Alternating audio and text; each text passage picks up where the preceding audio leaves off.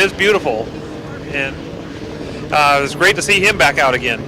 Yeah, it's great to see all these boats. Now, am I right? You are our vintage rep here this weekend. Is that correct?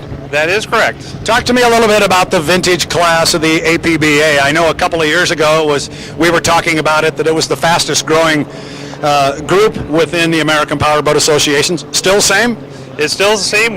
Right now we've got about 3 boats down in our shop that should be out this year. Didn't quite get finished yet, but they are very close. Probably by the end of the year we should have 16, 18 boats at an event. Tell me one of them is Doug Brow's Vitamilk. It is. It's about ready to be painted. Another boat is one I'm doing for myself. It'll be a 225 class. It's about ready to paint. Engine's about ready to go. So the other one we're going to have out is hopefully by the end of the year will be the Joya Mia as a 280, 280/5 liter. That boat's, we're putting the deck on it right now. Now, I mentioned the Vitamilk because I traveled with Doug Brow on the H1 circuit, and he was telling me about it. In fact, we got held up in Chicago one day and spent about 6 hours there waiting for a flight, and we were talking quite a bit. But that's his father's boat, correct? And you're going to correct me where I am, Bill Brow, and that was a 7-liter, correct? That's correct. That was Bill's boat. So it was great to see Doug be able to get that boat back and put it back to the original colors that it was. And like I say, it should be out. We're hoping to have it out at Soap Lake. Well, I was wondering when I was coming over here, driving over on Friday night, if we might see it here. I didn't know, and I know he's anxious to get it in the water. Yeah, he was really trying to get it out here, but just it takes a lot more to get him ready than we think. So he's shooting for Soap Lake now.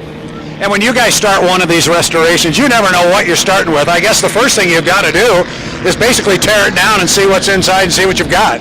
That's correct. We have to tear it down, do a survey on the hull to see the condition of the internal framework, make a determination there what course of action we want to take.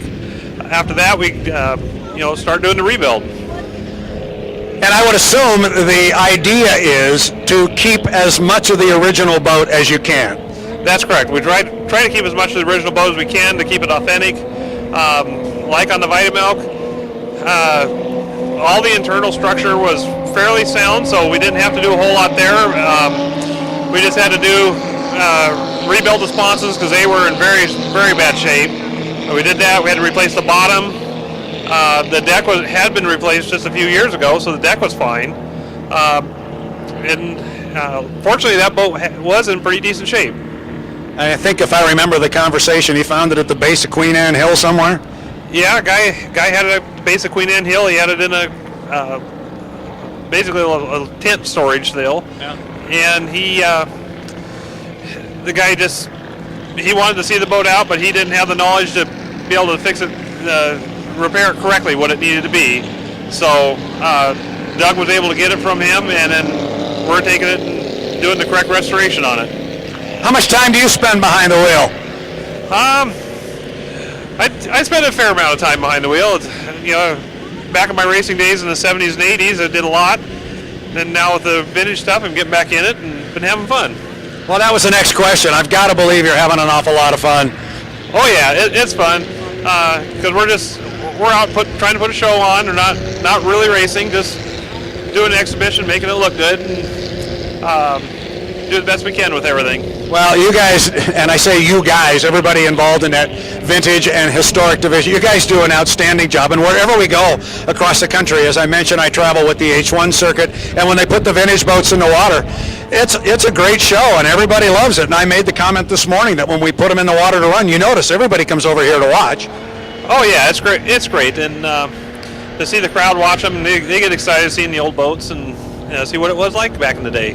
A couple of years ago, I got invited and went back to Wheeling, West Virginia on the Ohio River for a vintage regatta, and I was invited to come back and do some announcing for them. And I don't remember how many boats they had, but they had somewhere like 70, 80 boats. It was huge.